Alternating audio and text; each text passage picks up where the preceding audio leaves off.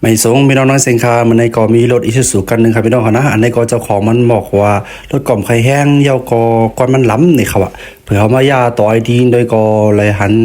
อันนี้ครับต่อหายใจครับพี่น้องนะเลยหันว่าเป็นขี้น้ำมันจริงครับนะอ๋อเนี่ยว่าเจ้าของมันบอกว่าย้ำล่างสีปอกเนี่ยครับนะเผื่อเขาอยากออกมาตัวก็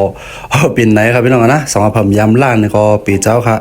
อันนี้ก็เป็นรถอิซูซุครับพี่น้องนะเดี๋ยวก็เพราะว่ามันตันเพราะว่าในจึงมันเต็มแห้งครับพี่น้องนะแห้งก่อมแห้งไงเดี๋ยวก็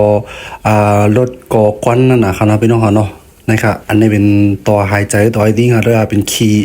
น้ำมันในหลายๆครับนะกับปิกฮูแบบหมดครับนะเผาไม้ก่อมบ่เคยรีครับพี่น้องฮะด้วยครับลูกทางในเนี่ยโรยลำปีแจ้วครับพี่น้องฮะด้วยครับลูกมัน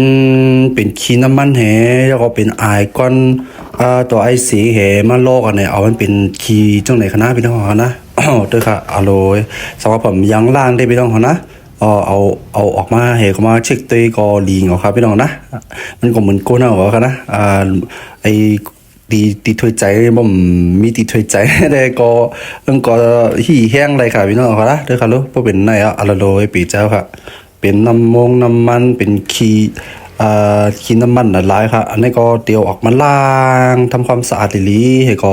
เลยใส่เข้าขึ้นค่ะพี่น้องเขานะอันนี้ก็เป็นมาลันนี่พี่น้องเขาเป็นตั้งหูตั้งหันเนี่ยค่ะเนาะสองวันรถพี่น้องเขาเผยก็เลยอันไปย้ำล่างเนี่ยค่ะนะพี่น้องนะตัวไอทีเนี่ย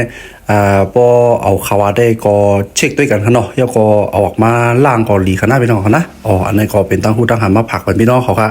สองว่าลัดก็ย่ามันถูกกันไรนี่ก็เขียนต่อใจคอมเมนต์สิลัดต่อกันมาเลยครับพี่น้องเขานะสองพี่น้องเขามีข้อถามสั่งนี่ก็คอมเมนต์ไว้เลยค่ะเหมือนสงค่าพี่น้องเขาค่ะ